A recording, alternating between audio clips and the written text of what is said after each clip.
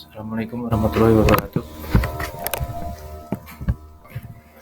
Kenalkan, nama saya Anda Guskolik, Teknik Elektro. Saya ingin menyampaikan PPT untuk materi sistem modulasi analog.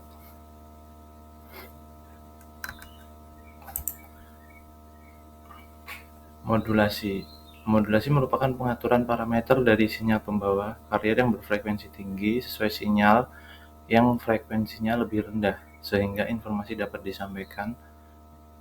Kemudian modulasi digunakan juga untuk mengatasi ketidaksesuaian karakter sinyal yang digunakan. Jadi di sini tanpa proses modulasi, informasi tidak praktis dikirimkan melalui media udara. Kemudian konsep dari modulasi. Di sini dapat dijelaskan bahwa modulasi itu merupakan teknik meletakkan sinyal pada sebuah gelombang pembawa dengan sebuah sinyal informasi yang memiliki frekuensi rendah yang diletakkan pada gelombang pembawa dengan frekuensi yang lebih tinggi.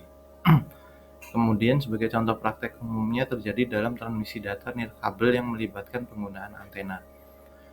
Dengan meningkatnya data frekuensi yang dikirim, dimensi antena yang digunakan dapat diperkecil.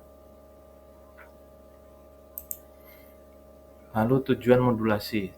Tujuan modulasi pertama adalah transmisi akan menjadi lebih efisien, mengurangi draw noise atau tekanan. Kemudian untuk multiplexing, proses penggabungan beberapa sinyal informasi dapat untuk disalurkan secara bersama-sama melalui satu kanal transmisi. Kemudian masuk di modulasi analog.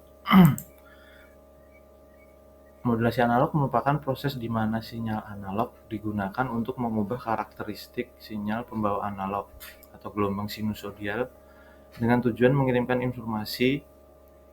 Ini dilakukan dengan mengubah salah satu parameter sinyal pembawa atau sinusoidal seperti amplitudo, frekuensi, atau fasa sesuai dengan sinyal informasi yang akan ditransmisikan. Kemudian modulasi analog itu dibagi menjadi 3. Di sini ada amplitude modulation (AM), frequency modulation (FM), dan fasa modulasi.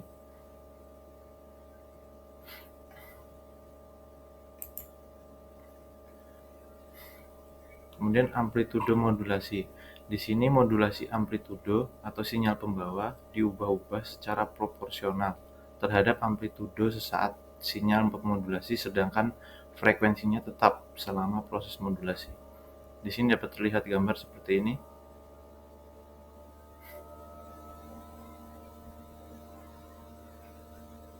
Jadi maksudnya di sini adalah sinyal yang dibawa, sinyal pembawa itu diubah-ubah saat sinyal pemodulasi, sedangkan frekuensinya akan tetap selama proses pemodulasi. Lanjut kemudian ke frekuensi modulasi. Di sini pada modulasi frekuensi, sinyal informasi mengubah-ubah frekuensi gelombang pembawa. Di sini gambarnya sinyal pembawa atau carrier di sini, bentuk dari sinyal pembawa. Kemudian ini sinyal informasi, dapat bukit, kemudian turun kembali sinyal informasi. Dan di sini sinyal FM. Kemudian sinyalnya seperti ini.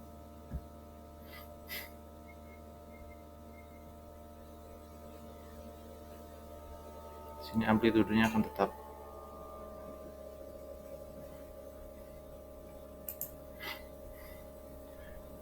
Kemudian yang ketiga, fase modulasi.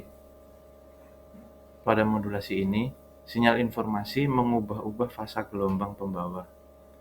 Besar perubahan fasa sebanding dengan amplitudo sesaat sinyal pemodulasi.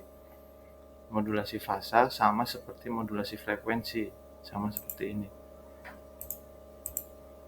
Sama seperti modulasi frekuensi. Menghasilkan penyimpangan frekuensi pada sinyal pembawa. Sehingga kedua modulasi ini dikelompokkan dalam jenis modulasi sudut. Perbedaannya terletak pada posisi perubahan frekuensi.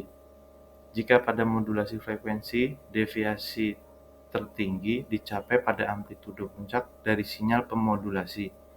Pada modulasi fasa, deviasi maksimum terjadi pada saat sinyal modulasi berubah pada laju yang paling tinggi atau di slope terbesar, yakni perubahan dari nilai positif ke negatif dan atau sebaliknya. Jadi contoh seperti ini. Untuk fase modulasi, jadi sini audio atau sinyal informasi, di sini sinyal pembawa atau carrier-nya, kemudian modulasi gelombangnya seperti ini.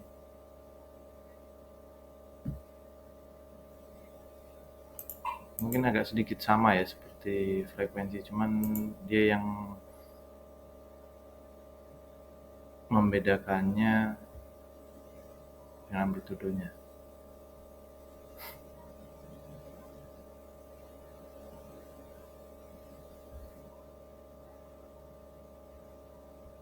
Oh, maaf, jadi terletak pada posisi, perbedaannya terletak pada posisi perubahan frekuensi.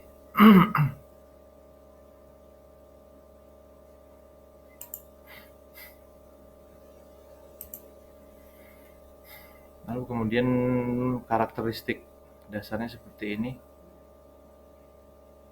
Bisa dilihat amplitudo AM yang seperti ini,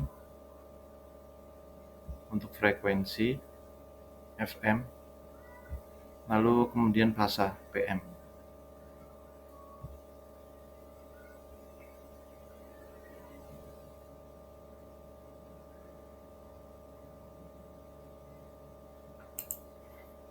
Dan ini untuk rangkumannya modulasi analog.